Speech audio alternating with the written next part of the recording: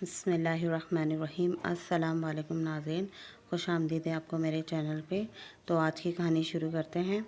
ایک بوڑھی مگر دانا عورت تھی جس کا خاوند اس سے بہت پیار کرتا تھا۔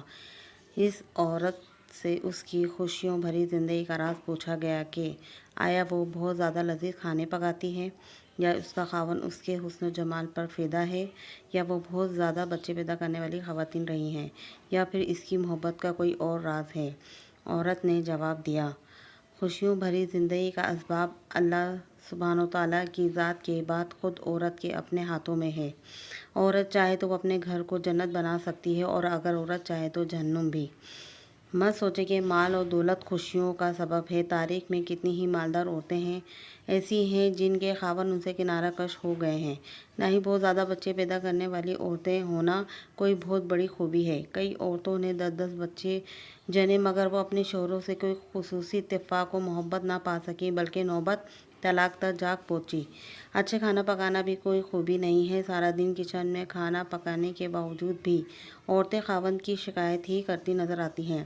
تو پھر آپ ہی بتا دیں اس سعادت اور مسرت بھری زندگی کا راز، اور آپ اپنے خاوند کے درمیان درپیش مسائل و مشکلات کس طرح نمٹایا کرتی تھیں۔ اس نے جواب دیا، جس وقت میرا خاوند غصے میں آتا، بلا شبہ میرے خاوند بہت ہی غصیلے تھے۔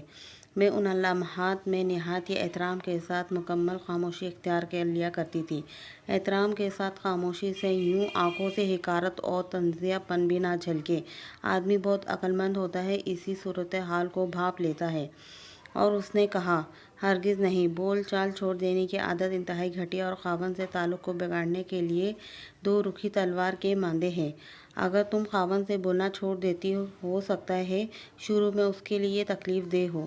شروع میں وہ تم سے بولنے کی کوشش بھی کرے گا، لیکن جس طرح دن گزرتے جائیں گے وہ اس کا عادی ہوتا چلا جائے گا۔ تم ایک ہفتے کے لیے بولنا چھوڑ دو گی، وہ تم سے 2 ہفتے تک نہ بولنے کی استطاعت پیدا ہو جائے گی، اور ہو سکتا ہے کہ وہ تمہارے بغیر رہنا بھی سیکھ لے۔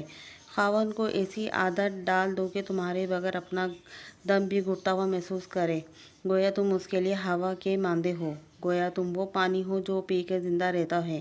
باد صبا بنو، باد سرسر نہیں۔ اس کے بعد آپ کیا کرتی تھیں؟ اس عورت نے کہا، میں 2 یا 3 سے کچھ زیادہ گھنٹے کے بعد جوس یا پھر گرم چائے لے کر اس کے پاس جاتی اور اس سے نہایت سلیقے سے کہتی، لیجیے چائے پیجیے۔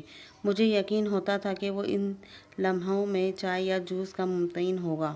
میرا یہ عمل اور اپنے خاوند کے ساتھ گفتگو اس طرح ہوتی کہ گویا ہمارے درمیان کوئی غصہ یا لڑائی والی بات سر سے ہوئی نہیں، جبکہ اب میرا خاوند ہی مجھ سے اصرار کر کے بار بار پوچھتا رہتا کہ کہیں میں اس سے ناراض تو نہیں ہوں۔ میرا ہر بار اسے یہی جواب ہوتا کہ نہیں، میں تو ہرگز ناراض نہیں ہوں۔ اس کے بعد وہ ہمیشہ اپنے درست رویے کی معذرت غلط بات کی کرتا رہتا کہ میں معذرت کرتا ہوں، اور مجھ سے گھنٹوں پیار بھری باتیں کرتا رہتا۔ اور آج آپ کو یہ میری ویڈیو کیسی لگی مجھے کمنٹس کر کے ضرور بتائے گا، اور پلیز میرے چینل کو سبسکرائب ضرور کریے گا اور کمنٹ ضرور کریے گا۔ Thank for watching my video.